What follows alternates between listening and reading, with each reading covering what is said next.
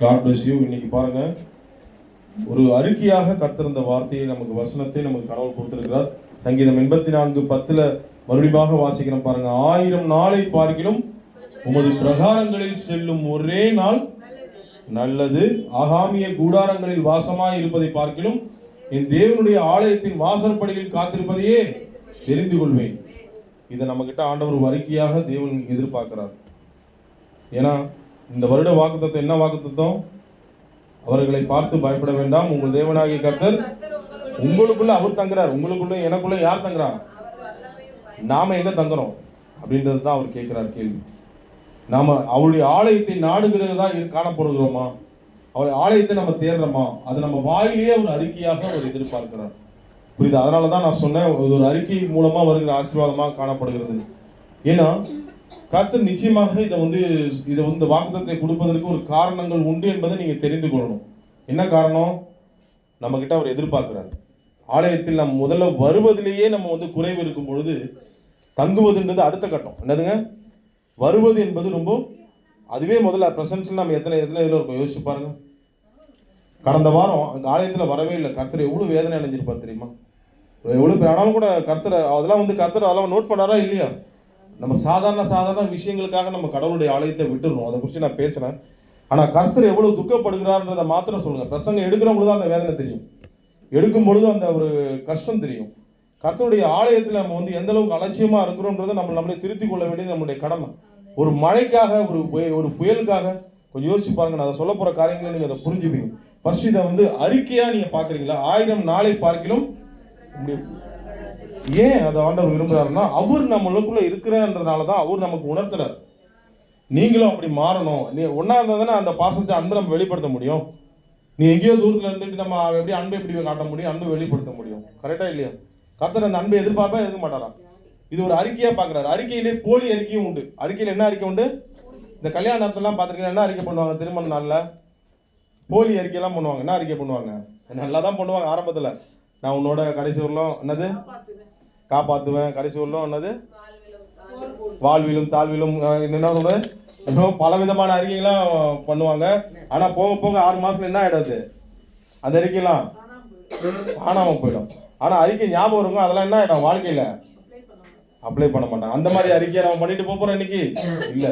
அத்தனை ஆசீர்வாதங்கள் அதை விட கொடுமை அரசியல்வாதிங்க போலி அறிக்கை தான் ரொம்ப ஜாஸ்தியா இருக்கும். நான் இதை பண்ணுவேன், அதை பண்ணுவேன். ஆனா பாருங்க, ஏதாவது ஒண்ணு பாருங்க, ஏதோ ஒரு சில நிறைவேற்றாங்க, ஒரு சில நிறைவேற்றாம போவாங்க. இந்த மாதிரி நிறைய காரியங்கள். அதாவது இந்த அறிக்கைகள்லாம் ஏதோ ஒரு கடமைக்காக சொல்லப்படுகிறது இல்லை. அது உலகத்துல ஒண்ணா இருக்கலாம். ஆனா ஆண்டவருடைய சமூகத்துல நாம இந்த வார்த்தையை கடவுள் நம்ம கிட்ட என்ன பண்றாரு? எதிர்பார்க்கிறார் என்பதை நீங்க புரிந்து கொள்ளணும். ஏன்னா இந்த அறிக்கையை நீங்க காப்பாற்றினீங்கன்னா ஆசீர்வாதம். உலகத்திலே நீங்க எடுத்துங்க, ஆவிக்கிற வாழ்க்கை கூட நெக்ஸ்ட் நீங்க ஃபர்ஸ்ட் உலகத்திலே பாருங்க. அறிக்கையை காப்பாத்தினீங்கன்னா அவங்க எப்படி இருக்கும் அவங்க வாழ்க்கை? யோசிச்சு பாருங்க. ஒரு திருமண வாழ்க்கையிலே அறிக்கை காப்பாற்றப்பட்டுச்சுன்னா உண்மையிலே அந்த வாழ்க்கை எப்படி இருக்கும்? யோசிச்சு பாருங்க. எல்லாருமே பக்கத்துல இருக்க எல்லாருமே போட்டுருவாங்க, கணவன் மனைவினா இப்படிதான் பார்க்கணும் சொல்லுவாங்க. சொல்ல மாட்டாங்களா? பின்னாடி வர சந்ததிக்கு எவ்வளவு ஒற்றுமையா இருக்கிறாங்க, எவ்வளவு ஒரு வாழ்விலும் தாழ்விலும் அவங்க எப்படி இருக்கிறாங்க, விட்டு கொடுக்காம இருக்கிறாங்க. அப்ப அந்த அறிக்கை காப்பாற்றப்பட்டுச்சுன்னா எப்படி இருக்கும் வாழ்க்கை? மற்றவர்கள் போற்றும் விதமாக இருக்கும். அரசியல்வாதிகளும் அந்த மாதிரி ஒரு அறிக்கையை நிறைவேற்றினாங்கன்னு வச்சுக்கலாம், எல்லாரும் என்ன சொல்லுவாங்க? அடா இவராப்பா காமராஜர் மாதிரி செய்யறாருப்பா, சூப்பர்ப்பா, இவருக்கு தான் என்னுடைய ஓட்டு. அந்த ஆட்சி எப்படி இருக்கும்? வாழ்வில் ஜனங்களுக்கு அவ்வளவு கஷ்டத்துலையும் செய்யறாரு. அவர் சொத்தெல்லாம் பார்த்தீங்கன்னா எப்படி இருக்கு? அவர் காமராஜருடைய கடைசி கால நாட்கள் எப்படி இருந்துச்சு? அவருடைய இதெல்லாம் ஒண்ணுமே இல்லை. அந்த எல்லாருமே ஏழைகளுக்கு செய்தார். அந்த மாதிரி ஒரு நல்ல ஆட்சி செய்யும் பொழுது, அந்த மாதிரி ஒரு அறிக்கை நிறைவேறும் பொழுது மக்கள் என்ன பண்ணுவாங்க? அதை போற்றுவார்களா, போற்ற மாட்டார்களா? அறிக்கை நிறைவேறாத போதுதான் பிரச்சனைகள். நிறைவேறினா பாசிட்டிவா திங்க் பண்ணி பாருங்க. இன்னைக்கு நம்ம சொல்ற அறிக்கை நிறைவேறணும்னு நீங்க எத்தனை பேர் விசுவாசிக்கிறீங்க? இன்னைக்கு இது அறிக்கை, நீங்க அறிக்கையை தேவன் உங்க வாயிலிருந்து, என் வாயிலிருந்து எதிர்பார்க்கிறார். என்னிடத்துலயும் கடவுள் அது எதிர்பார்க்கிறார். கடவுளுடைய ஆலயத்தை நான் அசட்டை பண்ணுகிறவனா காணப்படுறேன், என்னையும் நான் திருத்திக்கணும். கர்த்தருடைய ஆலயத்தை நான் அசட்டை பண்ணுகிறவனா காணப்படும் பொழுது கர்த்தர் துக்கப்படுகிறவராக இருக்கிறார். அதனாலதான் நம்ம வாயில் அவர் அறிக்கையை எதிர்பார்க்கிறார். இந்த வருட வாக்கு தத்தமே கடவுள் சொல்றது, அவர்களுக்கு பயப்பட வேண்டாம், உங்கள் தேவனாகிய கர்த்தர் உங்களுக்குள்ள இருக்கிறாரு. அப்ப நாம அவருடைய ஆலயத்துல தங்கறதுல நாம என்ன குறைவு நமக்கு இருக்குன்றதை நாமளே நிதானித்து பார்க்க வேண்டும். 1000 நாளை பார்க்கலும் உமது பிரகாரங்களில் செல்லும் ஒரே நாள். இது எழுதுறது பார்க்கும்போது யார் எழுதுனாங்க? தாவீதா தான் இருக்குன்றது தெரிகிறது. சங்கீதம் 85, 84 யார் எழுதுனது தெரியுது? தாவீது தான் எழுதியிருப்பாருன்றது எல்லாருக்குமே ஒரு தெரிகிறதா காணப்படுது. அது எழுத அந்த பேர் போட போறல யார் எழுதுனான்னு, ஆனா எழுதுனது யாரா இருக்கும்? தாவீதாக இந்த பாடலை பாடியிருப்பாருக்கு வாய்ப்புகள் இருக்கிறது. ஏன்னா அவருடைய வாழ்க்கையில தான் நிறைய அந்த மாதிரியான அனுபவங்களை அவர் அடைஞ்சிருக்கிறத நம்ம பார்க்குறோம். ஓகேவா? அதனால நம்ம ஃபர்ஸ்ட் இந்த ஆசீர்வாதத்தை நம்ம சுதந்திரத்துக் கொள்ளணும்னா ஃபர்ஸ்ட் நாம தெரிந்து கொள்ள வேண்டிய ஒரு விஷயம் என்னன்னா, இந்த வார்த்தையை நாம் அறிக்கை செய்யும். இந்த அறிக்கையை ஆசீர்வாதமா பார்க்கணும். எத்தனை பேர் பார்ப்பீங்க? ஆசீர்வாதங்களே சொல்லிட்டு மாசம் மாசம் போறது இல்லை. இந்த அறிக்கையை ஆசீர்வாதமா நீங்க பார்க்கணும். பார்ப்பீங்களா? பார்க்க மாட்டீங்களா? எனக்கு ஆசீர்வாதமே ஆலயத்துக்கு போறதே எனக்கு ஆசீர்வாதம். எத்தனை பேர் பார்ப்பீங்க? அதை தான் இந்த ஆண்டவர் எதிர்பார்க்கிறார். மற்றதெல்லாம் கொடுக்கறது அவருக்கு ரொம்ப சுலபம். ஆனா உன் மனதை கொடுக்கறது தான் அதில் எதிர்பார்க்கிறார். மற்றது எல்லாமே அவர் கொடுக்கறது சுலபம். ஆனா உன் மனதை அவர் உங்ககிட்ட இருந்து வாங்குறது தான் அவருக்கு கஷ்டமா இருக்கு. கரெக்டா இல்லையா? நம்ம மனசை நம்ம அவர்கிட்ட மனப்பூர்வமா அவரை நேசிக்கிற நேசத்தை வாங்குறது தான் அவருக்கு கஷ்டமா இருக்கு. பாருங்க, மற்ற எல்லாத்தையும் வியாதியிலேருந்து குணமாக்கிறாரு, மரணத்திலேருந்து உயிர் தேட வச்சிருக்காரு. ஆனா பேதுருக்கிட்ட எல்லாம் முடிஞ்சு கூட ஒண்ணு கேட்கிறாரு. நீ ஒரு மாதிரி இதுவா கேட்கிறாரு, அந்த ஆர்வத்தோட பதட்டமா கேட்கிறாரு, நீ அதுதான் அவர் கேட்கிறாரு. ஏன்னா மற்றதெல்லாம் முடியாது, எல்லாமே அவர் முடிய வச்சிடும். அவனை தூண்டி அவனை நேசிக்க வச்சு அப்பெல்லாம் அவர் பண்ண முடியாது. அது யார் கொடுக்கணும்? யார் கொடுக்கணும்? நாம கொடுக்கணும். அந்த நேசத்தை தான் எதிர்பார்க்கிறார். அந்த நேசம் இருந்தால் தான் அந்த ஆலயத்தில் வந்து நம்ம என்ன பண்ண முடியும்? தங்க முடியும். இந்த ஆலயத்தில் தங்குறது நமக்கு பெரிய நன்மைகளை நமக்கு கொடுக்கறது. இது எத்தனை பேர் முதல்ல உணர்றீங்க? ஆலயத்தில் அவர் எழுதின இந்த பாடலை எழுதினவர் எவ்வளவு அழகா எழுதியிருக்கிறார். 1000 நாளை பார்க்கலாம் அந்த ஃபீல் பண்ணி எழுதியிருக்கிறார். உங்களுடைய பிரகாரம் என்னது? உங்களுடைய ஆலயத்தில் தங்குவதே ஒரே நாள் நல்லதுன்னு சொல்றாரு. அந்த ஒரு நாள் எனக்கு இந்த சங்கீதம் படிக்கிறப்போ சில வார்த்தைகளை என்ன ரொம்ப டச் பண்ணிச்சு. அதை வச்சு அவங்க கூட பேசிட்டு நம்ம அந்த இம்பார்ட்டன்ட்டை நம்ம குறித்து பார்த்துட்டு இந்த ஆசீர்வாதத்தை நம்ம இதுக்கு முன்னாடி எப்படி ஆசீர்வாதம் வரணும்னு பார்த்து நம்ம முடிக்க போறோம். ஒரு சில உதாரணங்களை. ஓகே, சங்கீதம் 84 எடுத்துங்க. 2 குருவிகளோடு ஒப்பிட்டு கடவுள் சொல்றது போது ரொம்ப அருமையான ஒரு விஷயமா காணப்படுகிறது. அது பாருங்க, 3ஆம் வசனம் வாசிங்கம்மா. உம்முடைய பீடங்கள் அண்டையில் அடைக்கலான் குருவிக்கு வீடும் தகவலான் கேள்விக்கு தன் குஞ்சுகளை வைக்கும் கூடும் கிடைத்தது. அடேங்கப்பா, இது ஒருங்க இந்த வசனத்தை வாசிக்கும் போது இந்த 2 குருவிங்க எனக்கு ரொம்ப டச் பண்ணிச்சு. படிச்சுட்டே வந்தேன் நான். இந்த வார்த்தை படிக்கும் முன்னும் படிக்கணும்ல. சங்கீதம் 84 வாக்குத்தத்தம் கொடுத்துறாங்கன்னா அதை மட்டுமே வாசிட்டு கூடாது, முன்னாடி வாசிக்கணும். அப்பதான் அந்த கம்பேரிசன் கிடைக்கும், நமக்கு அந்த ஆசீர்வாதம் முழுமை நமக்கு கிடைக்கும். இப்போ இந்த இடத்துல நீங்க வாசிச்சு பார்க்கும்பொழுது இந்த 2 குருவிகள், அடைக்கலான் குருவிகளுடைய வீடு அங்க இருக்கு, தகவலான் குருவியுடைய அந்த கூடும் எங்க இருக்கு? அந்த குழந்தைங்களை வைக்கக்கூடிய கூடுகள் எங்க இருக்கு? அவருடைய பீடத்துல இருக்கு. ஆலயத்தில் அவர் பீடத்துல இருக்குதா? கொஞ்சம் யோசிச்சு பாருங்க. அந்த குருவிகளை குறித்து நான் கொஞ்சம் எக்ஸாம்பிள் சொல்லிட்டு நம்ம உள்ள போகணும். அந்த குருவிகள் எப்படி இருக்கும் யோசிச்சு பாருங்களேன். அந்த ஆலயத்தில் இருக்கும்போது அவ்வளவு சந்தோஷமா இருக்குதா? எத்தனை சந்தோஷமா இருக்குமா இருக்காதா? அதுக்கு தேவையான உணவுகளை கடவுள் கொடுக்குறாரு எல்லாமே. ஒரு உதாரணத்தை தான் சொல்றேன். அந்த குருவிகள் அங்கு அவருடைய பீடத்தில் இருக்கும் பொழுது என்னென்ன கிடைக்குது? எல்லாம் கடவுள் குறையா வச்சுடுவார். சந்தோஷமா வெளியில அதை துள்ளி என்ன பண்ணோம்? வெளியில போயிட்டு சந்தோஷமா வருமா வராதா? எங்க இருந்தாலும் என் தெய்வம் எனக்கு குழந்தைங்களை பார்த்துப்பாரு, ஆபத்துல எல்லாத்துலயும் பார்த்துப்பாரு. அந்த ஒரு உணர்வு எந்த அந்த 2 குருவிகளுக்கு, அடைக்கலான் குருவி என்னது, தகவலான் குருவிகள் இருக்குமா இருக்காதா? ஒரு உதாரணம் சொல்றேன். அதனாலதான் ஆனா அடுத்த வசனத்துல இந்த குருவிகள் மூலமா அதுக்கு சொல்லல, நமக்கு தான் ஆண்டவர் ஆசீர்வாதத்தை கொடுக்குறாரு. அடுத்த வசனம் என்ன சொல்றாரு பாருங்க, நம்மள தான் பாக்கியவான் சொல்றாரு.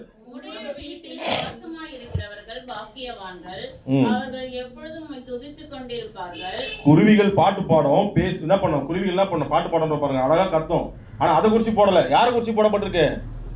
அந்த குருவிகளால இது பண்ண முடியாது, மொழியாக அழகாக துதிக்க முடியாது வாயில. ஆனா நம்ம இருப்போம்னு நம்பி சொல்றாரு. அந்த குருவிகள் மூலமாக புதிய ஏற்பாட்டில் கூட கடவுள் உபதேசம் பண்றாரு. நாளை தினத்தை குறித்து கவலைப்படாது. அதே மாதிரி தான் பழைய ஏற்பாட்டிலையும் குருவிகளை வைத்து கடவுள் இந்த இடத்துல சொல்றாரு பாருங்க. அந்த சங்கீதத்தின் மூலமா என்ன சொல்றாரு? உம்முடைய வீட்டில் வாசமா இருக்கிற தகவலான் குருவின்னு போடல, உம்முடைய வீட்டில். அப்ப இந்த குருவிகள் மூலமா நமக்கு தேவன் உபதேசம் சொல்றாரு. அந்த குருவிகள் எப்படி தங்கி இருக்கிறது, அந்த மாதிரியான அது கூட்டையே அங்கதான் வச்சிருக்குதா காட்டுறாரு. அது கூடுகளும் குழந்தைகள் தங்கக்கூடிய கூடுகளும் எங்க இருக்கு? அங்கதான் இருக்குது.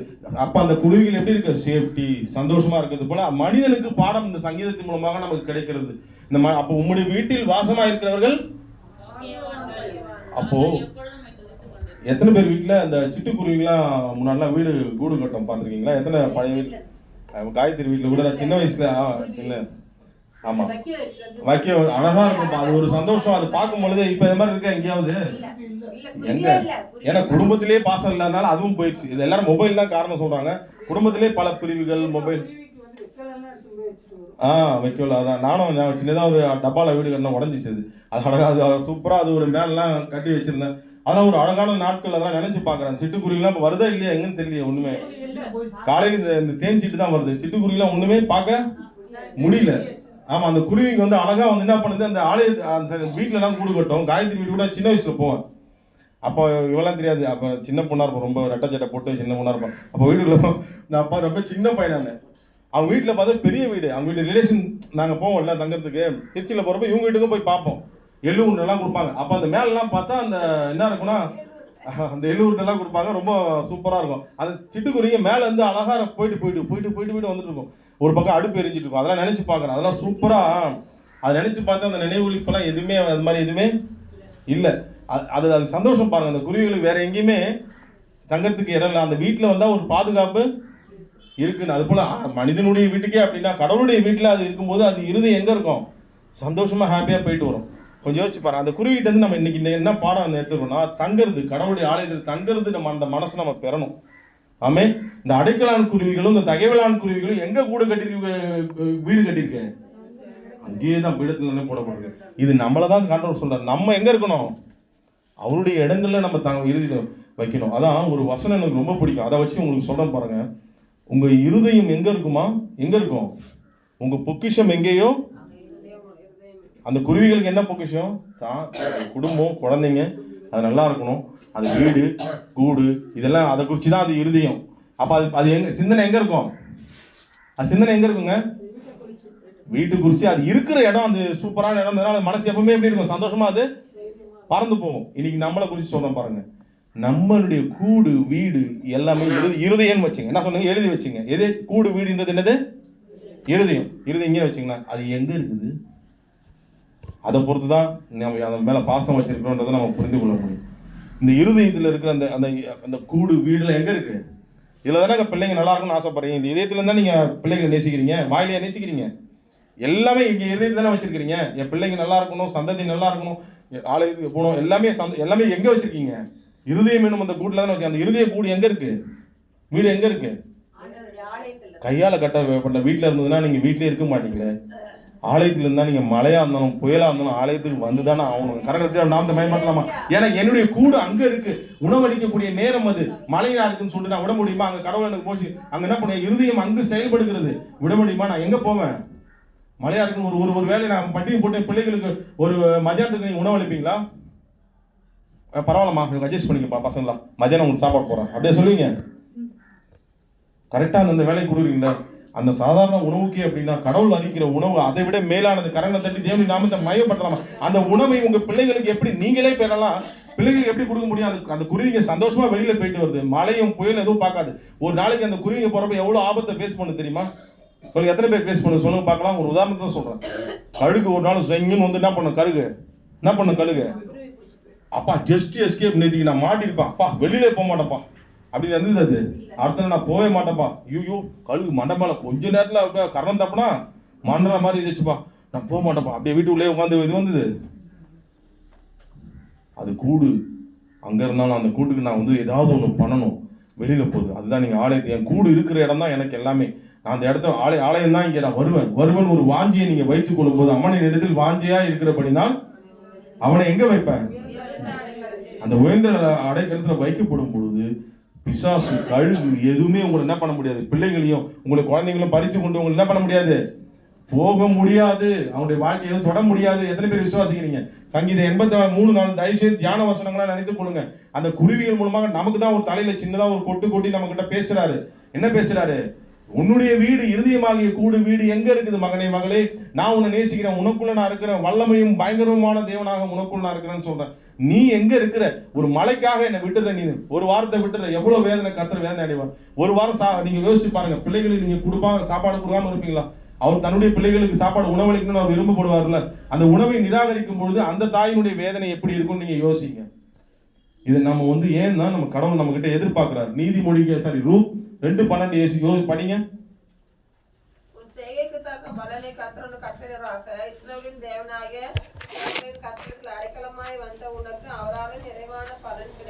யாரு எங்க இருக்கு கூடு, நிறைவான பலன் எங்க கிடைக்கும், எல்லாம் நிறைவான பலனை தான் எதிர்பார்க்கிறோம். ஆனா எங்க அவங்க வரணும்னு போடப்பட்டிருக்குப்பா, எங்க இருக்கு, எங்க வந்தாங்கன்னு போடப்பட்டிருக்கு, கவனிச்சிங்களா.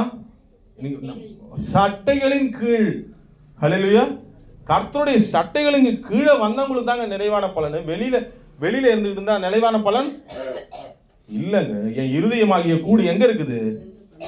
ஆலயத்துல. அங்க தங்கணும், எனக்கு அங்கதான் போகணும். எங்க நான் வெளியில இருந்தாலும் என்ன, எங்க வரணும்? நானு என் இருதயமாகிய கூடு இங்கதான் இருக்கு. மழை பெஞ்சாலும் சரி எங்க போனோம்? என் ஆலயம் தான். வேற எங்க இருந்தாலும் என் இருதய வீடு கிடையாது. இந்த சரீரம் தங்குற வீடு இடிஞ்சு போயிடுங்க. என் இருதயம் எங்க இருக்குது? என் கர்த்தர் இருக்கிற இடம் அந்த ஆலயத்துல தான் இருக்குது. இது எத்தனை பேர் நம்புறீங்க? நீங்க அப்படி புரிந்து கொண்டீர்களாக நீங்க ஒரு நாளும் நீங்க ஆசீர்வாதத்தை நீங்க என்ன பண்ண மாட்டீங்க. அந்த நேரம் ஆண்டவருக்கு உணவளிக்கிற நேரம், மழையாவது புயலாவது, நான் எப்படி இருந்தாலும் போவேன். ரொம்ப முடியாத சுச்சுவேஷன்ல தான் நீ கூட பாட்டி போன வாரம் மழையில அந்த பாட்டி அந்த அம்மா வந்தாங்க. எனக்கு ரொம்ப கஷ்டமா இருந்துச்சு. ஏன்னா மழையில வந்தாங்க அந்த அம்மா, ராமலட்சுமி அம்மா சொல்றாங்க. அவங்க கவர் போட்டு தான் வந்தாங்க. இருந்தாலும் கூட எனக்கு ஒரு பயமா இருந்தது. நாங்கள் நினைச்சிட்டு அப்போ வயதானவங்க, பார்வை அவங்களுக்கு கூட இல்லை. அந்த அளவுக்கு கர்த்தர் மேல அன்பு கொண்டு அவங்க வராங்க. நம்ம இங்க இருக்கிறோம். கொஞ்சம் யோசிச்சு பாருங்க, கர்த்தர் எவ்வளவு வேதனை அடைவார். கொஞ்சம் யோசிச்சு பாருங்க. நீங்க நல்லா இருக்கணும் தான் விரும்புறாரு. நீங்க எல்லாருமே நிறைவான பலனை பெற்றுக்கொள்ளணும் தான் கடவுள் விரும்புறாரு. நம்ம இதை கூட நம்ம கர்த்தருக்காக செய்யலன்னா, நீங்க ஆசீர்வாத வாக்குத்தத்தங்களை எதிர்பார்க்கறதுனால என்ன பயன்? யோசிச்சு பாருங்க. கர்த்தர் அதை எதிர்பார்ப்பாரு. நிறைவான சட்டைகளுக்கு கீழே வரணும். வந்தாதான் அந்த என்ன கிடைக்கும் உங்களுக்கு? நிறைவான பலன். ஏன்னா இது அவர் வேற ஏதாவது கேட்கிறாரா? இது அன்பின் ஒரு கண்டிப்பா கூட கடவுள் சொல்றாரு. இதை மறைச்சுலாம் சொல்ல வேண்டியது இல்லவா? நீங்க நல்லா இருக்கணும், எல்லாருமே உங்க குடும்பம் பிள்ளைங்க நல்லா இருக்கும், எத்தனை பேர் விசுவாசிக்கிறீங்க? அப்போ உங்க இருதயமும் உங்க வீடும் எங்க இருக்கணும்? கர்த்தருடைய ஆலயத்துல நீங்க அங்க கூடி கட்டு வைங்க. பிள்ளைகளை குறிச்ச எல்லா திட்டங்களும் எங்க கூடு கட்டி வைக்கிறீங்க? கர்த்தருடைய ஆலயத்துல வச்சு பாருங்க. அப்படியே தொடர்ந்து வாசிட்டு வாங்க. நீங்க 5ஆம் வசனம் வாசிங்க. என்னென்ன ஆசீர்வாதங்கள் வந்து 5, 6 வாசிங்க. அங்கதான் பலன் கிடைக்கும். ஆமென். தங்கள் இதயங்களில் செவ்வையான வழிகளை கொண்டிருக்கிறவர்களும் பாக்கியவான்கள். அழுகையின் பள்ளத்தாக்கை உருவ நடந்து அதை நீரூற்றாக்கி கொள்கிறார்கள். மலையும் குளங்களை நிரப்பும். அவர்கள் எப்படி அடைவாங்க? அப்பதான் அவங்க பலத்தின் மேல் பலம் அடைந்து சீயோனிலே தேவ சந்நிதியில் வந்து காணப்படுவார்கள். ஆமென். ஹல்லேலூயா. அப்ப எங்க பலம் கிடைக்குது? இங்க இருந்து ஆரம்பிக்குது. உங்களுடைய வீட்டில் வாசமா இருக்கிற அங்க இருந்தே அது என்ன பண்ணுது? அங்க இருந்து பலனை கொடுக்குறாரு, உணவு அளிக்கிறாரு. அந்த உணவுல நீங்க பலன் அடைவீங்க, உங்க பிள்ளைங்க பலன் அடைவாங்க. அந்த கூட்டுக்கும் அந்த வீட்டுக்கும் கடவுள் என்ன பண்ணுவாரு? வெறுமனே அதை விட மாட்டார். என்ன பண்ணுவார்? அதுக்கு உணவு அளித்து என்ன பண்ணுவார்? அதுக்கு உங்களை பலமடைய செய்து கடைசியில் என்ன நடக்குது பாருங்க. சேனைகளின் தேவனாகிய 8ஆம் வசனம், அப்படியே தொடர்ந்து வாசிக்கிறப்ப 10ஆம் வசனம் தான் இந்த மாத வாக்குத்தத்தம். 1000 நாளை இதெல்லாம் ஃபீல் பண்ணி அப்புறம் நீங்க 11ஆம் வசனம் வாசிங்களேன். எவ்வளவு பெரிய ஆசீர்வாதம் பாருங்க.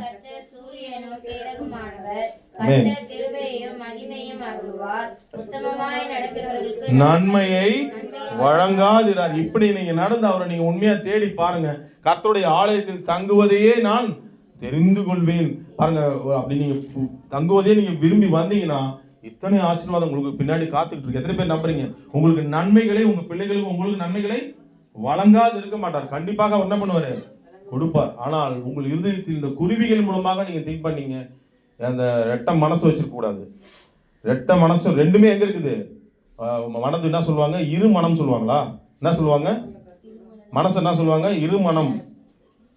நானா ஒரு மனசாரா 2 மனசா இருக்கணும். அது போல இந்த ரெண்டுமே ரெண்டு குருவிகளும் எங்க இருக்குது? 2 மனசே இருக்கக்கூடாது. ரெண்டுமே எங்க கட்டுக்குது? வீடா இருந்தாலும் கூடா இருந்தாலும் எங்க இருக்குது? இருதயம். குழம்புறம் எதுவாக இருந்தாலும் கர்த்தருடைய சமூகத்துல வச்சுட்டீங்கன்னா ஒரே நிலையான ஆசீர்வாதத்தை நீங்க பெறுவீங்க. எத்தனை பேர் நம்புறீங்க? ரெண்டுமே நீங்க தனித்தனியாலாம் வீடு கூடு வெளியில கட்டி வீடு இங்க கட்டி அப்பெல்லாம் இல்ல. அந்தந்த குருவி, அந்த 2 குருவியுமே எங்க கட்டியிருக்கு? உங்க இதயத்தை அப்படி வைத்துக் கொண்டு ஒரு மனதாக்கி நீங்க வைத்து பாருங்க. கர்த்தருடைய வீட்டுல நான் தங்குவேன் நீங்க ஃபீல் பண்ணி உங்களை விட்டு கொடுத்து பாருங்க. கர்த்தர் பெரிய காரியம் உங்க வாழ்க்கையில செய்வீங்க. நன்மைகளை அவர் வழங்கா இருக்க மாட்டார். பலன் கொள்ளுங்க. வேற ஏதாவது கேட்கிறாரா? உங்களை காணிக்க கோடி கோடியா வந்து கொட்டுன்னு கேட்கிறாரா? வேற ஏதாவது கஷ்டப்படணும்னா மூட்டை தூக்குப்பா, 100 மூட்டை தூக்கி போடு இந்த கூலி அப்படி சொல்லி ஏதாவது சொல்லிடுறாரா? உண்மையா அவரை நீ நோக்கி ஆலயத்துக்கு வா. ரொம்ப முடியாத சுச்சுவேஷன்னா பரவாயில்ல. யாராவது அப்படியே ஸ்ட்ரெச்சர்ல தூக்கிட்டு போற நிலைமையில இருக்கா? நம்ம பிள்ளைகளுக்காக நம்ம வெளியில போக மாட்டோமா? கண்டிப்பா போவோம். அப்போ கர்த்தருடைய ஆலயத்தை மிஸ் பண்ணிடாதீங்க. ஏன்னா கர்த்தராகிய தெய்வம் சொல்லுகிறது 1000 நாளை பார்க்கிலும் சொல்லுகிறார். இதை நம்ம ஒரு பெரிய இந்த அறிக்கையாக இந்த பந்தியில பிரவேசித்துக்கு முன்னாடி நம்ம என்ன பண்ணோம்? அறிக்கையா சொல்லி நம்ம விட்டு கொடுங்க. கர்த்தர் நிச்சயமா உங்களை ஆசீர்வதிப்பார். ஹல்லேலூயா. சில வேலைகளின் நிமித்தமாக ஷிஃப்ட் சிச்சுவேஷன் அந்த மாதிரி சிச்சுவேஷன்ல வர முடியல. வேற தெரியும் கர்த்தருக்கு. மொத்தத்துல நம்ம சொல்றது இல்லை, உங்களுக்கே தெரியும். நான் இப்ப சொல்றது எல்லாமே உங்களுக்கும் கடவுளுக்குமான ஒரு நெருக்கத்தை காட்ட போறேன். நான் சொல்றதுனால வெளியில இருந்து கூட தெரியும் உங்க சூழ்நிலை என்னன்னு எனக்கு தெரியாம இருக்கும். ஆனா உங்களுக்கு தெரியும் உங்க சூழ்நிலைகள். யாருக்கு தெரியும்? அவங்கவுங்களுக்கு அந்த சூழ்நிலைகள் தெரியும். நான் இன்னைக்கு வேணும்னே என்னால போக முடியும், இன்னைக்கு போக முடியல அப்படின்னா யார் மேல தப்பு? கண்டிப்பா 2 ஹவர் ஒதுக்கிட்டு போக முடியும், என் தெய்வத்துக்காக நிக்க முடியும்னு முடிஞ்சு நான் போகலன்னா கண்டிப்பா என் மேல தான் தப்பு. அப்போ அந்த ஒரு பாசமும் உணர்வும் நான் இன்னைக்கு வாங்கிட்டு போகிறேன் அப்படின்னு நீங்க சொல்லி பாருங்க. நிச்சயமா கர்த்தர் ஆசீர்வதிப்பார். ஹல்லேலூயா. இந்த அறிக்கையா செஞ்சுட்டு போங்க. அந்த அறிக்கை உங்களுக்கு இந்த 84 இருக்கிற அத்தனை ஆசீர்வாதங்களும் வாழ்க்கையில கொண்டு வரும். அந்த மனிதரை நான் உங்களுக்கு காட்ட போறேன் பாருங்க. அந்த ஒரு ஆசீர்வாதம் பெற்ற ஒரு மனிதர், தேவனுடைய இருதயத்துக்கு ஏற்ற அந்த மனிதரை உங்களுக்கு காட்ட போறேன். அவர் தான் வந்து தாவீது. யாருங்க? தாவீது எடுத்துங்களேன். தாவீதை குறித்து பார்க்கும் பொழுது சங்கீதம் 151 வாசிங்க.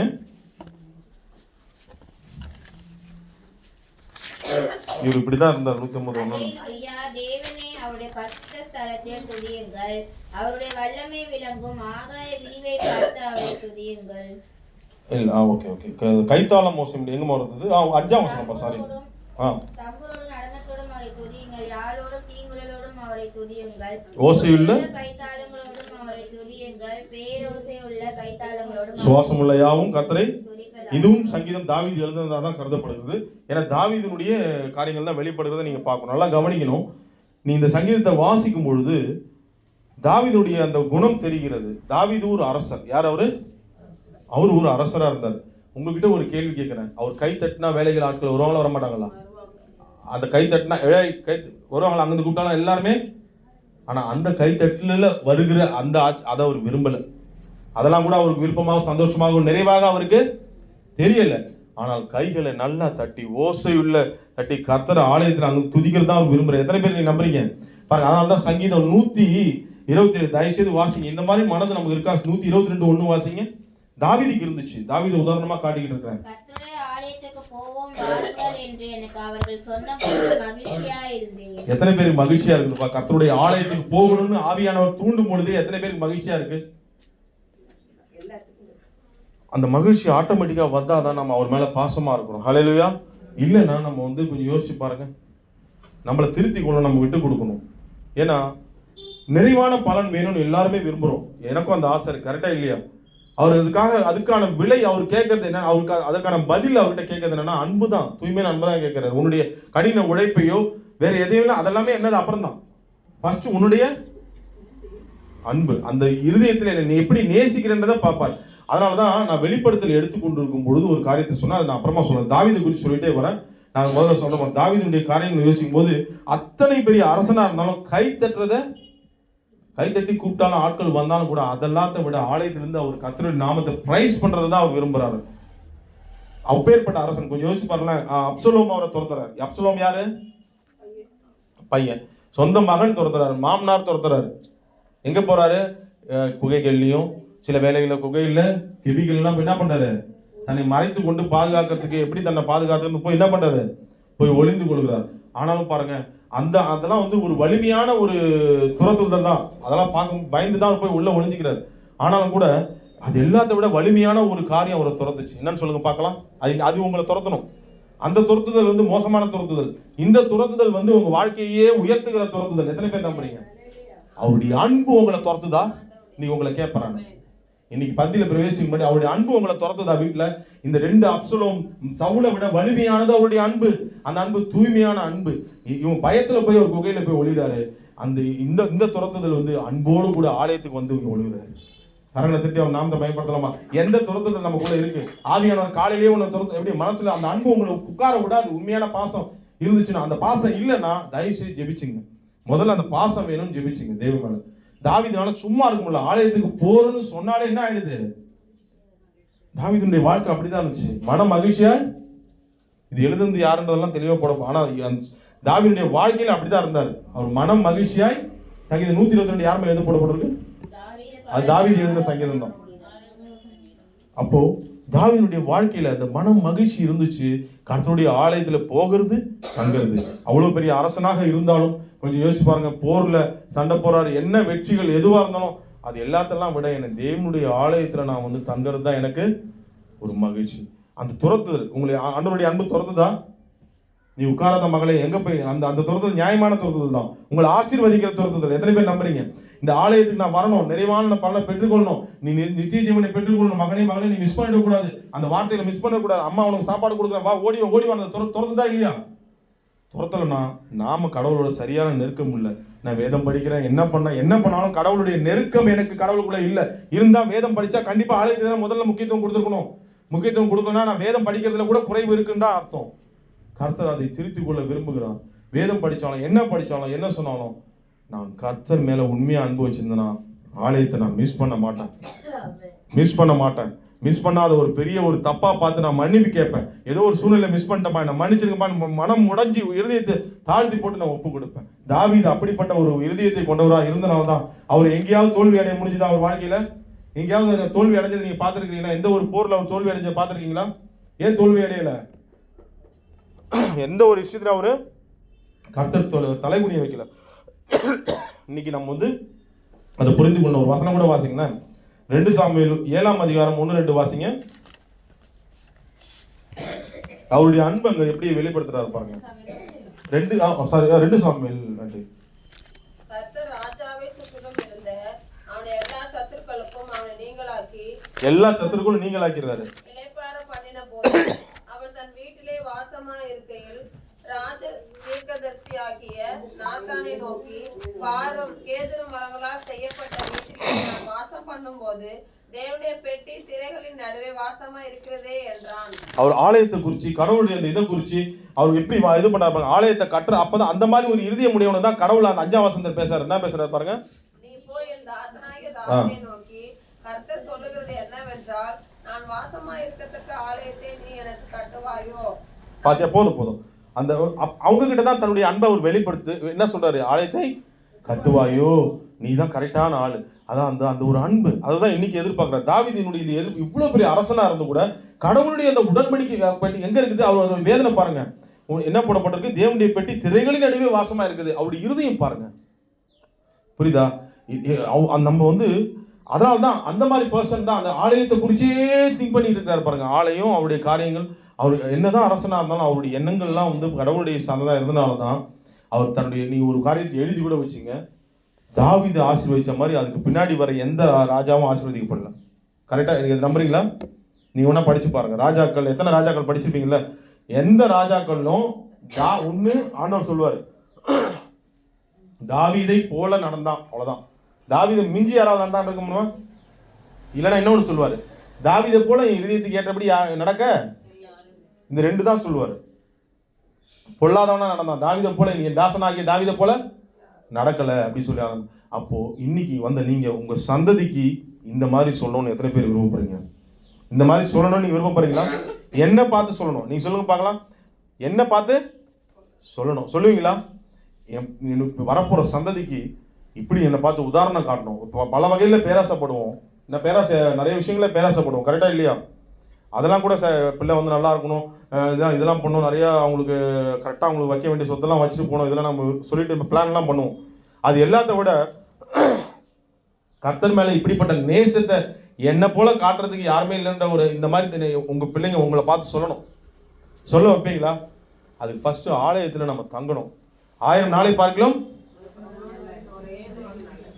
நம்மளே இப்படி இருந்தோம்னா நமக்கு பின்னாடி வர சந்ததி என்ன பண்ணும்? நம்மளை பார்த்து அவங்களே அப்படி இருந்தாங்க அப்படின்ற மாதிரி ஆயிடக்கூடாது. தாவீதை மிஞ்சி யாருமே இல்லை. அது போல நீங்க இந்த விஷயத்துல பேராசைப்படுங்க, தப்பு கிடையாது. என்ன போல யாருமே, என் பிள்ளைங்க பின்னாடி இருக்கிற சந்ததி கூட என் தெய்வம் மேல அன்பு வைக்க கூடாது. அந்த அளவுக்கு நான் முதல்ல அன்பு வச்சாதான் கரெக்டா அந்த சந்ததிக்குள்ள அந்த அன்பு போவோம். நாளைக்கு பின்னாடி வர சந்ததி கூட என்ன பார்த்துனா போனா அவங்கள போல இல்லை, தாத்தாவை போல இல்லை, அதுக்கு முன்னாடி கொள்ளு தாத்தாவை போல அப்படி நம்மளை பார்த்து யாரை பார்த்து சொல்லுவாங்க? நம்மளை பார்த்து சொல்லுவாங்க. அந்த ஒரு உணர்வு நமக்கு வேணும்னா தாவீதை கொஞ்சம் பாருங்க. தாவீதுடைய அந்த ஒரு காரியத்தை பாருங்க. ஆலயத்தை குறித்து அவருடைய சிந்தனை, அவர் இருதயம் எங்க இருந்துச்சு? அத்தனை போரில் அடைந்த வெற்றி எதுவாக இருந்தாலும் என் கூடும் என் வீடும் எங்க இருக்குது? அதனாலதான் அதை குறிச்சே ஒரு இது பண்ணால்தான். நீங்க தொடர்ந்து 10-16 வசனம் வாசிங்க. 2 சாமுவேல் 7-16 வாசிங்க. அது 15 கூட வாசிமா. உனக்கு முன்பாக நான் தள்ளிவிட்ட சவுலினிடத்திலிருந்து என் கிருபையை விலக்கினது போல அவனை விட்டு விலக்க மாட்டேன். உன் வீடும் உன் ராஜ்யமும் என்றென்றைக்கும் எனக்கு முன்பாக ஸ்திரப்பட்டிருக்கும், உன் ராஜாசனம் என்றென்றைக்கும் நிலை பெற்றிருக்கும் என்கிறார் என்று சொன்னார். பாருங்க, இத்தனை ஆசீர்வாதங்களை கடவுள் கொடுக்குறாருங்க, உங்களுக்கு கொடுக்க மாட்டாராங்க? நிலையான ஆசீர்வாதம் கொடுக்க மாட்டாரா? அப்ப நீங்க நிலையா இருக்கணும். எங்க இருக்கணும்? கர்த்தருடைய ஆலயத்தில் இருக்கணும். வேற ஏதாவது கேட்டாரா? கர்த்தருடைய ஆலயத்துல மனம் வந்து துதியிலிருந்து கலந்து கொள்ளணும். துதிக்கிறதுக்கு முன்னாடி நீங்க துதியிலிருந்தே நம்ம கலந்து கொள்ளும் பொழுது கர்த்தராகிய தெய்வம் என்ன பண்றாரு? சந்தோஷப்படுறாரு. கடந்த எதுக்கு நான் இப்ப சொல்ல போறேன் பாருங்க. சொல்றேன்னு சொன்னீங்கல்ல, வெளிப்படுத்தல் லாஸ்ட் வீக் நம்ம வேத பாடம் எடுக்கிறப்போ நீங்க 4ஆம் அதிகாரத்துல வருது. 9ல இருந்து நீங்க வாசிங்க. 9, 10, 11 வாசிமா. ஒரு துதி அங்கு நடைபெறுகிறது. பிதாவுக்கான ஆராதனை அங்கு நடைபெறுகிறது. சிங்காசனத்தின் மேல் வீற்றிருந்து சதா காலங்களிலும் உயிரோடு இருக்கிறவருக்கு அந்த ஜீவன்கள் மகிமையையும் கனத்தையும் ஸ்தோத்திரத்தையும் செலுத்தும் போது 24 மூப்பர்களும் சிங்காசனத்தின் மேல் வீற்றிருக்கிறவருக்கு முன்பாக வணக்கமாய் விழுந்து சதா காலங்களிலும் உயிரோடு இருக்கிறவரை தொழுது கொண்டு தங்கள் பீடங்களை சிங்காசனத்திற்கு முன்பாக வைத்து, கர்த்தாவே, தேவரீர் மகிமையும் கனத்தையும் வல்லமையும் பெற்றுக்கொள்கிறதற்கு பாத்திரராய் இருக்கிறீர். நீரே சகலத்தையும் சிருஷ்டித்தீர். ஒரு காரியத்தை நான் உங்களுக்கு சொல்ல போறேன். இப்ப நீங்க வாசிச்சதுல அவங்க என்ன பண்ணாங்க? இதுக்கு ஒரு தலைப்பு இருக்கு.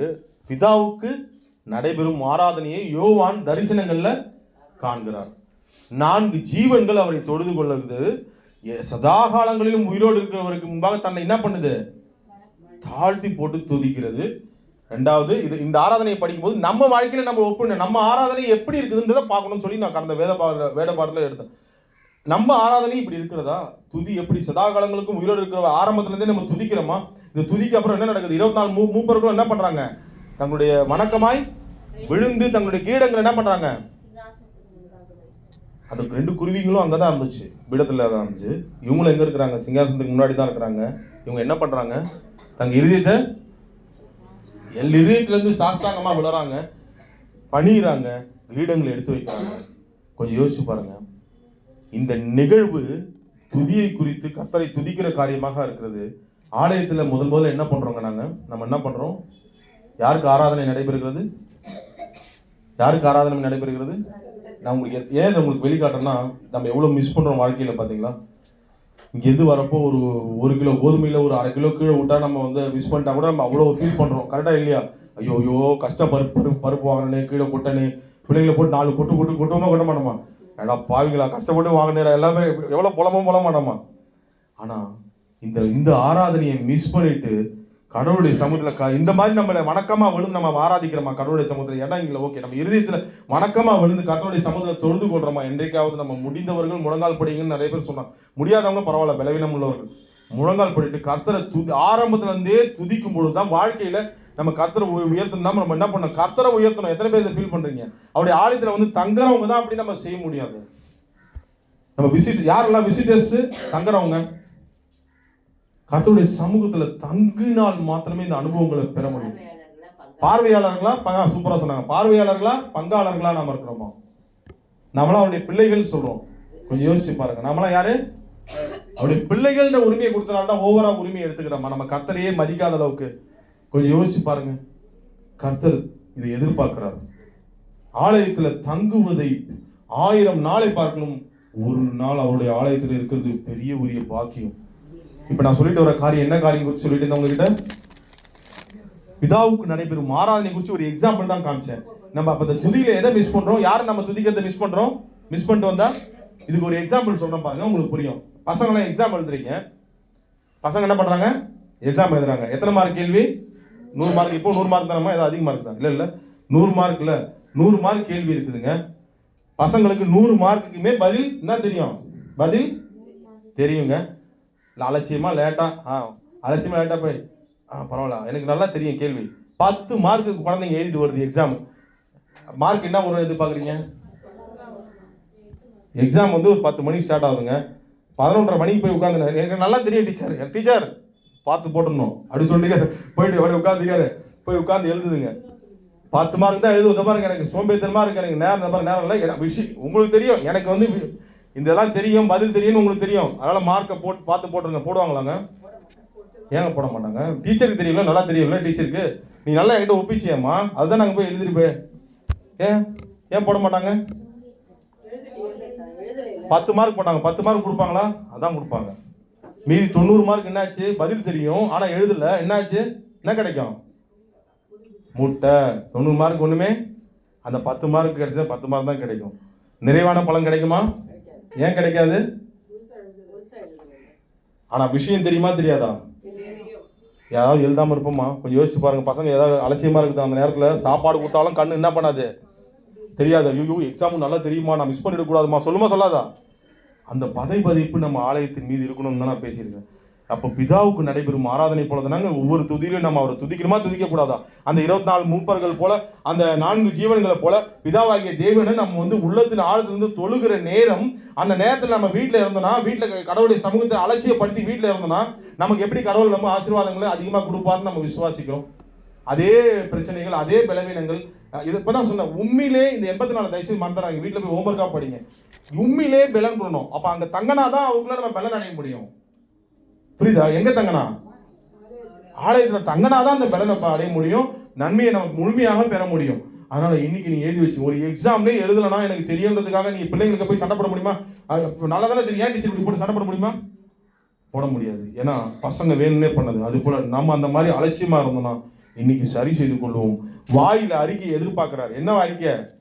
ஆலயத்தில் தங்குவதையே நான் தெரிந்து கொள்வேன். என்னங்க நான் மட்டும் சொல்றேன், ஆலயத்தில் 1000 நாளை பார்க்கலாம் நல்லது. எந்த வேலையா இருந்தாலும் நான் உங்களுக்கு ஒரு ஆலோசனையா, ஒரு சகோதரனா, ஒரு மகனா நீங்க எப்படி பாக்குறீங்களோ அந்த மாதிரி நான் உங்களுக்கு சொல்றேன். தயவு செய்து ஆலயம் கூடி வருவதிலே ஒருபோதும், அது கூட ஒரு அறிக்கையா தான் ஞானசனம் எடுக்கிறோம் நம்ம பண்றோம். ஆலயம் கூடி வருவதை நான் விட்டு விட மாட்டேன்னு சொல்லி நம்ம அறிக்கையெல்லாம் பண்றோம். தயவு செய்து அந்த அறிக்கையை விட்டுடாதீங்க. இது உலக அறிக்கை கிடையாது, பரலோகத்துக்கு சேர்க்கிற அறிக்கை. ஹல்லேலூயா. இந்த மனதில் இருத்திக் கொள்வோம். ஓகேவா? சங்கீதம் 122:1 ஞாபகம் வச்சுங்க. உங்க ஆலயத்துக்கு போகணும்னு சொன்னாலே நாம் மன ஆயிடும். மன மகிழ்ச்சியா இருக்க பழகி கொள்ளுங்க. கர்த்தர் நிச்சயமா ஆவியான முடியலையா பலன் கேளுங்க. ஏதோ ஒரு சோம்பேறித்தனம், அவர்களை பார்த்து பயப்பட வேண்டாம். உங்கள் தேவனாகிய கர்த்தர் அந்த அவர்கள் பிசாசு 1000 பிசாசு 39 கூட அந்த மாதிரிலாம் கூட அதை பார்த்துலாம் கூட நம்ம என்ன பயப்படுறது. ஆனா நம்ம சோம்பேறித்தனத்தை பார்த்து நம்ம பயப்படுறோமா? சோம்பேறித்தனம் பயப்படுத்து ஆண்டவரே. ஏதோ ஒரு அலட்சியம் நிர்விசாரணை போட்டு அமுக்குது ஆண்டவரே. இன்னைக்கு ஜெபம் பண்ணுங்க. பந்தியில பிரவேசி ஒப்பு கொடுங்க. உண்மையிலே பலன் கொள்ளும் பொழுது, கர்த்தர்ல பலன் கொள்ளும் போது அந்த பலவீனம், அலட்சியம், நிர்விசாரணம் போயிடும். கரங்களை தட்டி அவர் நாம் பயன்படுத்தலாமா? ஆலயத்துக்கு போவோம், அதுதான் முதல் வேலை. மற்ற எல்லாமே எவனா இருந்தாலும், எந்த சொந்தக்காரங்க இருந்தாலும் போமா அப்புறமா பேசுறோமா, அதுதாங்க. ஒரு இஸ்லாம்ல போய் பாருங்க, அவங்க அவ்வளவு ஒரு ஒழுக்க விதிகளை அவங்க கரெக்டா அந்த நேரத்துக்கு யாருமே எப்பேற்பட்ட சிஎம்ஏ வந்தாலும் கூட அவங்க இது பண்ண மாட்டாங்க. கர்த்தருடைய சரியான முறையில் தொழுது கொள்றாங்க. அதாவது அவங்க அந்த இறைவனை எப்படி வணங்கணுன்ற ஒரு இதை நமக்கு சொல்லி தராங்க. அவங்க நமக்கு அதை பார்த்து நம்ம தெரிஞ்சுக்கிறோம். அப்ப நம்ம வேதம், சத்திய வேதத்துல நம்ம எந்த அளவுக்கு பயந்து நம்ம நடக்கணும். அதனால தயவு செய்து, ஏன்னா உங்களை கர்த்தர் பெரிதளவில் ஆசீர்வதிக்க போறாரு. நம்புறீங்களா? கர்த்தர் நன்மையை வழங்காம இருக்க மாட்டாரு. ஆனால் நிச்சயமா நீங்க என்ன தேடுகிற காரியங்கள் எதுவாக இருந்தாலும் நீங்க தேடி நாடி ஆண்டவருடைய ஆலயத்தில் தங்க உங்க மனதை செலுத்தி பாருங்க. நிச்சயமாக கர்த்தர் பலன் தருவார். ஓகேவா? ஒரு காரியத்தை சொல்றேன், ஆலயத்துக்கு போனாலே தடைகள் வருதாங்க, வரதான் செய்யும். வராதுன்னு நான் சொல்ல மாட்டேன். ஏதாவது ஒரு தடை வரும். கரெக்டா இல்லையா? அதுக்கு உதாரணம் காட்ட போறோம். பழைய ஏற்பாட்டில் பார்த்துட்டு நம்ம முடிக்க போறோம். நியாயாதிபதிகள் 19:18 வாசிங்க. இது ஒரு பழைய ஏற்பாட்டு உதாரணம் தான். இது ஆவிக்குரிய வண்ணமாக நம்ம தியானிக்க போறோம். நியாயாதிபதிகள் 19:18 வாசிங்க. அந்த ஆள் என்ன பண்றாரு? அங்க ஒரு மனிதர், நாங்கள் யூதாவில் உள்ள ஊராகிய பெத்லெகேமில் இருந்து வந்து எப்பிராயீம் மலைதேசத்தில் புறங்கள் மட்டும் போகிறோம். நான் அவ்விடத்தின் யூதாவில் உள்ள பெத்லெகேம் மட்டும் போய் வந்தேன். நான் கர்த்தருடைய ஆலயத்திற்கு போகிறேன். வீட்டிலே ஏற்றுக்கொள்வார் ஒருவரும் இல்லை. இங்க அதெல்லாம் நல்லா தெரியுது. இங்க என்ன யாரும் ஏத்துக்கிறதுக்கு, கர்த்தருடைய ஆலயத்துக்கு நான் போறேன். இங்க என்ன யாரும் ஏத்துக்கிறதுக்கு, எனக்கு ஆலயம் தான் எல்லாமே. அடுத்த வசனம் வாசிங்க. வைக்கோலையும் தீவனமும் உண்டு. எனக்கும் உமது அடியாளுக்கும் உமது அடியானாய் இருக்கிற வேலைக்காரனுக்கும் அப்பமும் திராட்சரசமும் உண்டு. ஒன்றிலும் கர்த்தரை நீங்க தேடி ஆலயத்துக்கு போறோம், உங்க மனதை செலுத்தும் பொழுது கர்த்தர் உங்க வாழ்க்கையில குறைவுகள் என்ன பண்ண மாட்டாரு. கழுதைக்கு என்னென்ன, அதாவது கழுதுனா இந்த இடத்துல கழுதைகளுக்கு வைக்கோல் எல்லாமே உங்களுக்கு குடும்பத்துக்கு தேவையான எல்லாமே உங்களுக்கு கடவுள் என்ன பண்ணுவாரு, எல்லாமே கரெக்டா தான் வச்சிருப்பாரு. ஆனா பிசாசு என்ன பண்றான்றதை நீங்க கவனிங்க. ஆலயத்துக்கு போகணும்னு நினைச்சாலே எப்படி தடை வருது பாருங்க. அந்த இடத்துல ஒரு பிசாசு எப்படி வேலை செய்து, ஒரு மனிதர் மூலமாக, அவரும் தேவ மனிதர் போல தான் கடப்படுறாரு. ஆனா அவருக்குள்ள இருந்து எப்படி பிசாசு வேலை செய்து பாருங்க. வாசிங்க. அப்பொழுது உனக்கு முதல்ல பிசாசு எப்படி ஏமாத்தவங்க பாருங்க. உனக்கு சமாதானம்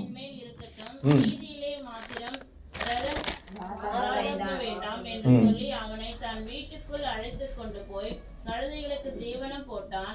அவர்கள் தங்கள் கால்களை கழுவி கொண்டு புசித்து குடித்தார்கள். அவர்கள் மனமகிழ்ச்சியா இருந்த போது பாருங்க, பேலியாளின் மக்களாகிய அந்த ஊர் மனுஷர்கள் சிலர் அந்த வீட்டை சூழ்ந்து கொண்டு கதவை தட்டி, உன் வீட்டிலே வந்த அந்த மனுஷன் நாங்கள் அறியும்படிக்கு எவ்வளவு பெரிய இக்கட்டுல மாட்டிக்கிறாங்க பாருங்க என்று வீட்டுக்காரனாகிய அந்த கிழவனோடு சொன்னார்கள். தொடர்ந்து நீங்க 30 வருடம் நீங்க வீட்டுல போய் வாசிங்க. ஒரு காரியத்தை நான் அப்படியே ஷார்ட்டா சொல்றேன்.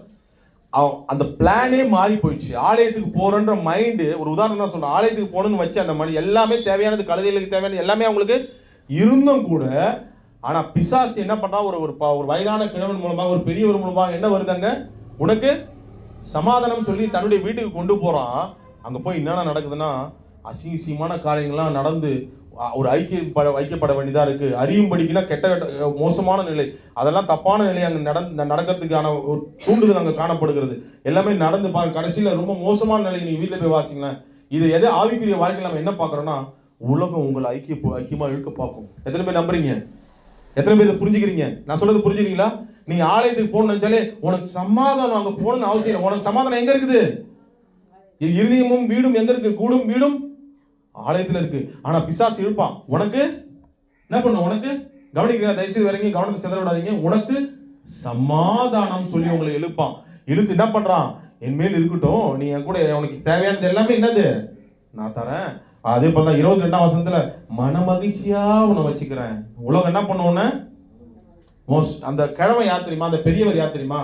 பிசாசு ஒரு பக்கம் நம்ம சொல்லிட்டே இருந்தா கூட பிசாசு மேலே முழு படியும் போட முடியாது. நம்ம சுயம் என்ன எழுதி வச்சுங்க. என்ன சொல்லுங்க? சுயம் எழுதி வச்சுங்க. சுயம் நம்மளை ஆலயத்துக்கு போக விடாம தடைப்படுது. எனக்கு சமாதானம் ஒண்ணு, அவர் ஆலயத்துக்கு போனா எனக்கு எல்லாம் கிடைக்கும். எங்கேயே எல்லாமே எனக்கு கிடைக்கும். உலகம் எனக்கு எல்லாம் மகிழ்ச்சி தரும். அடுத்த வாரம் போய்க்கலாம், அடுத்த வாரம் போகலாம், அடுத்த வாரம் போகலாம். என்ன பண்ணும் பிசாசு? அப்படியே ஐக்கியப்படுத்தி உன்னை என்ன பண்ணும்? அந்த இடத்துல தப்பு பண்ண வந்த போல உன்னோட ஐக்கியப்படுத்தி உன்னை என்ன பண்ணிடும்? ஆவிக்குரிய வாழ்க்கையை அசுசிப்படுத்தி விடும். அப்படியே மெல்ல ஆலயத்தின் மீது, கர்த்தரின் மீது உள்ள அன்பை என்ன பண்ண உன்னை குறைக்க வைத்து விடும். இது ஒரு எச்சரிப்பையா நான் சொல்றேன். எதுக்கு எச்சரிப்பா சொல்றேன்னா, நம்ம ஆலயத்தின் மீது உள்ள கவனமற்ற காரியங்களை இன்னைக்கு பலிபீடத்துல வைக்க போறோம். எத்தனை பேர் நம்புறீங்க? பலிபீடத்துல வைங்க. இந்த மாதிரி தடைகள் வரும், வராதுன்னு சொல்ல மாட்டாங்க. எந்த வகையிலேயாவது தடை வரும். ஆனா சுயம் தான் ரொம்ப மோசமான தடை. நம்ம சுயம் நமக்கு தெரியும். எனக்கு எங்க சமாதானம் இருக்கு? ஆலயம் தான். அதை மைண்ட்ல நீங்க பிக்ஸ் பண்ணீங்க. உங்களுக்கு தெளிந்த, அதான் ஒரு வசனம் எனக்கு பைபிள்ல ரொம்ப பிடிக்கும். தெளிந்த ஆவிக்குரியவனா இருந்தாலும் நான் எல்லாவற்றையும் நிதானித்து பார்க்குறேன். இப்போ பந்தியில் ஒப்பு கொடுக்க போகிறோம். நிதானிங்க. நான் இந்த நேரத்தில் வீட்டில் இருக்கிறது நல்லதா, இல்லை சொந்தக்காரன் வீட்டில் இருக்கிறது நல்லதா? 2 மணி நேரம் நான் கர்த்தருடைய சமூகத்தில் ஓடி போகிறது அங்கே இருக்கு, அதுதான் எனக்கு சமாதானம். என் கூட வீடு எங்கே இருக்குது? கொஞ்சம் நிதானித்து பாருங்க. மெய் எதுன்றது உங்களுக்கு தெரியும். கர்த்தருடைய ஆலயத்தில் தங்குறது தான் எனக்கு சந்தோஷம், அதுதான் எனக்கு நிறைவான பலனை கொடுக்கும் அப்படின்னு நீங்கள் நினச்சி பார்த்தீங்கன்னா நிச்சயமாக அவருடைய ஆலயத்தை மிஸ் பண்ண மாட்டீங்க. ஏதாவது ரொம்ப தவிர்க்க முடியாத சூழ்நிலைகள் ஏதாவது இருந்தால் மட்டுமே மன்னிப்பு கேட்டு நம்ம விட்டுட்டு போறோம். ரொம்பவே முடியல, நீ பாட்டியால வர முடியல, கோல்டு ரொம்ப தாங்க முடியல, அந்த மாதிரி சூழ்நிலைனா ஓகே, கடவுள் உங்க உள்ளத்தை அறிகிறார். மற்ற எல்லா சூழ்நிலையும் வர முடியும். இந்த கேப்ல நான் அட்டன் பண்ணிட்டு போக முடியும்னா நீங்க தயவு செய்து ஆண்டவருடைய ஆலயத்தை மிஸ் பண்ணிடாதீங்க. ஏனால் இந்த மாதம் பிப்ரவரி மாதம் நம் வாயிலிருந்து கர்த்தர் அறிக்கையை எதிர்பார்க்கிறார். என்ன அறிக்கையை? இந்த வசனத்தையே அறிக்கையாக எதிர்பார்க்கிறார். ஒவ்வொருத்தரும் நம்ம சொல்ல போறோம். ஓகேவா? முடிக்க போறதுக்கு முன்னாடி ஒரு டிவியில் பார்த்த ஒரு நியூஸை நான் சொல்லிட்டு முடிக்க போகிறேன். டிவியில் எதுக்குன்னா, நம்ம கர்த்தருடைய ஆலயத்து மேலே ஒரு பாசம் வரணும். கரெக்டாக இல்லையா? பாசம் இல்லைன்னா நம்ம எங்கே இருந்தாலும் போய் உள்ளே போய் உட்கார, ஏதோ கடமைக்காக தான் போய் உட்கார, ஸ்கூல்லலாம் போய் உட்கார. சில பேர் படிப்பு மேலே ஆர்வமே இல்லாமல் ஸ்கூலில் போய் என்ன பண்ணுவாங்க? அந்த மாதிரி நம்ம இருக்கக்கூடாது. உங்களுக்கு ஒரு ஆர்வம் தனிப்பட்ட முறையில் வரணும் கர்த்தர் மேலே. கடந்த நாட்கள் நீங்கள் எல்லாரும் நியூஸ் பார்த்துப்பீங்கன்னு நான் நினைக்கிறேன். ஒரு நாய் பனியில், எத்தனை பேர் பார்த்துருக்கீங்க? நீங்கள் பார்த்தீங்களா? பனியில் ஒரு அவங்க ஃபேமிலியோட போயிருக்குது. பனியில் 2 பேர், ஹஸ்பண்ட் அண்ட் ஒய்ஃப் நினைக்கிறேன், 2 பேருமே இறந்துட்டாங்க. தன்னுடைய எஜமான் மேலே அவ்வளோ பாசம், 2 பேருமே இறந்து பனியில் இருக்கிறாங்க. இது பாலிமர் நியூஸ்லாம் போட்டாங்களே, பார்க்கலையா? கவனிக்காம விட்டுருங்க. நான் பார்த்தேன். அது பார்த்தீங்கன்னா நான் லிங்க் அனுப்பிச்சு விடுறேன், குரூப்ல ஒன்றா பாருங்க. அந்த நாய் 4 நாள், எத்தனை நாள்? 4 நாள் அந்த இறந்து போன அந்த சரீரத்தோடவே அந்த என்ன பண்ணிருக்கு, 4 நாள் அங்கேயே. அது பிட்புல்னு ஒரு நாய். நீங்க நெட்ல போய் சர்ச் பண்ணி பாருங்க. உலகத்திலேயே ரொம்ப ஆபத்தான வகையான நாய் எதுனா என்ன நாய் சொல்லுவாங்க? பிட்புல். அந்த நாய் 2வது ராட்வைலர். இந்த பிட்புல் அவங்க அவ்வளோ கொடூரமான நாய். அவங்க பாசம் கட்டி போட்டு அவங்கள ஒரு குழந்தை போல் அந்த இடத்த பாத்ரூம் போகல, ஒன்றும் அந்த ஓனருக்கு எதுவும் ஆயிடக்கூடாது. அந்த விலங்குகள் எதுவும் அந்த பனி பிரதேசத்தில் என்ன பண்ணக்கூடாது, ஓனருடைய சரீரத்தை கடிச்சிடக்கூடாதுன்னு அங்கேயே இருந்திருக்குதுங்க. அந்த நேவியில் யாரு, இந்த மிலிட்ரி ஆளுக்குன்னா அங்கே போய் பார்த்து அந்த நாயை தூக்கிட்டு நியூஸில் போட்டிருக்காங்க. அந்த பாசத்தை பார்க்குறேன். 4 நாள் முதலாளிகளுக்காக அது கிட்ட அது மிலிட்ரி ஆளுங்களே கூட வர முடியல, உள்ள வர முடியல. எப்படி இருந்தது? மிலிட்ரி ஆளுங்க உள்ள வரதுக்கு முன்னாடி அப்படியே கடிக்க வந்துச்சு அவங்கள. அப்புறம் புரிஞ்சிச்சு, ஓகே ஏதோ ஓனர் வந்து இது பண்ண வராங்கன்னு. அந்த அளவுக்கு பாசத்தோட அந்த விலங்கு வந்து ஒரு 5 எத்தனை அறிவு இருக்கு? 8 அறிவா? 5 அறிவு கொண்ட அந்த விலங்கு ஒரு 8 அறிவா இருக்குமோ? இல்ல 8 அறிவு தாங்க அது. ஏன்னா பாசம் இருக்குது, 8 அறிவு இல்லை. இந்த காலத்துல பாசம் இல்லாதனால ஒரு குறைஞ்சிச்சு ஒரு அறிவு மனிதனுக்கு. இல்ல பாசம் இருக்குது. எப்ப அதுக்கு அது எப்படிங்க? அது பாசம் இருக்குது. 4 நாள் எப்படி இருக்கும்? நம்ம இருப்போமா? நம்ம இருக்குது இல்லையா? நம்ம ஒரு மழைக்காகவே நம்ம கடவுளுடைய சமூகத்துல அது எஜமான் மேல அவ்வளவு உயிரே வச்சிருக்குதுங்க. நம்ம எஜமான் நம்ம பரலோகத்தில் இருக்கிறார். அவர் எங்க இருக்கிறார்? சபையில எழுந்திருக்கிறாருங்க. அவருடைய பிரசன்னத்துல நனைந்து கொள்ள, அவருடைய அபிஷேகத்தை பெற்றுக்கொள்ள, அவருடைய வார்த்தைகளை பெற்றுக்கொள்ள நம்ம ஆலயத்தை தேடி வருவதில் நாம பனி மழைன்னு வீட்டில் உட்கார்ந்துருந்தோம்னா அந்த நாய் ஒரு 5 அறிவு கொண்ட விலங்கு ஜீவன் நம்மளை எந்த அளவுக்கு வேதனை நம்மளை தைரியப்படுத்துது பாருங்க. இன்னைக்கு பாசம்னா நம்மளே இந்த ஒப்பிட்டு பார்ப்போம். இந்த 5 அறிவு கொண்ட ஜீவனோடு ஒப்பிட்டு பார்ப்போம். அது 4 நாள் சாப்பிடாம, ஒரு நாய் சாப்பிடாம வந்து யோசிச்சு அந்த நாய் எவ்வளவு வெறி பிடிச்சோம் தெரியுமா? சாப்பிடாம வயிறை ஒடுக்கிக்கிட்டு என் எஜமா செத்து போயிட்டாரு, சோறு தண்ணி இல்லைனாலும் பரவாயில்ல, என் உயிரே போனாலும் பரவாயில்ல. எங்க இருந்துச்சு அது? எங்க தங்கச்சு? இந்த எஜமா உங்களை ஆசீர்வதிக்கிறார். சோறு தண்ணி ஆசீர்வாதங்கள், பரம்பரையே ஆசீர்வதிக்கிற ஆசீர்வாதங்களை கொடுக்குறாரு. அதை வாங்குவதற்கு நம்ம வந்து ஆண்டவருடைய ஆலயத்தில் ஒரு தேடி வருகிறோமா? இந்த விலங்கோட கூட இந்த 5 அறிவு கொண்ட விலங்கு தான். ஆனா நம்மளுடைய அலட்சியங்களை கொஞ்சம் ஒப்பிட்டு பார்த்து சரி செய்து கொள்வோம். அதன் பாசம் எவ்வளவு உயர்ந்ததாக காணப்படுகிறது. நம்ம அந்த மாதிரி கர்த்தருடைய ஆலயத்தை தேடுறோமா? என் எஜமான் எங்க இருக்கிறார்? நம்ம எஜமானு அவர் அப்பா அப்பான்னு கூப்பிடுறதுனால உரிமை ரொம்ப அதிகமா எடுத்து அவரை மறந்துடக்கூடாது. அவர் யார் நமக்கு? எஜமானி. இந்த பாட்டெல்லாம் பாடுறோம்ல, என் இயேசுராஜனே. அந்த எஜமானுக்காக நம்ம வந்து ஒடுக்கிட்டு நம்மளை ஒடுக்கி உட்கார 2 hour ஒடுக்கி உட்கார முடியாத நம்மளால. நம்மை நாமே சிந்திப்போம். இப்ப நம்ம வாயில அறிக்கை செய்ய போகிறோம். அறிக்கை செய்யலாமா? நம்ம வாயில அறிக்கை செய்து பந்திக்கு நேராக நாம் தயார்படலாமா? தேவன் இந்த அறிக்கையை எதிர்பார்க்கிறார். அறிக்கையை நம்ம சரியா செஞ்சு வாழ்க்கையில செயல்படுத்தணும். தாவீதை போல நிலையான ஆசீர்வாதங்களை எல்லா பகுதிகளிலும் நம்ம பெற்றுக்கொள்ளும். அழுகையின் பள்ளத்தாக்கு நீக்கப்படும், ஆசீர்வாதங்கள் நிரம்பும், கர்த்தர் நன்மையை வழங்காதிரார். ஓகேவா? வாசிப்போமா? எல்லாரும் சேர்ந்து வாசிச்சு நம்ம பந்தியில பிரவேசிக்கலாமா? 1000 நாளை பார்க்கிலும் உமது பிரகாரங்களில் செல்லும் ஒரே நாள் நல்லது.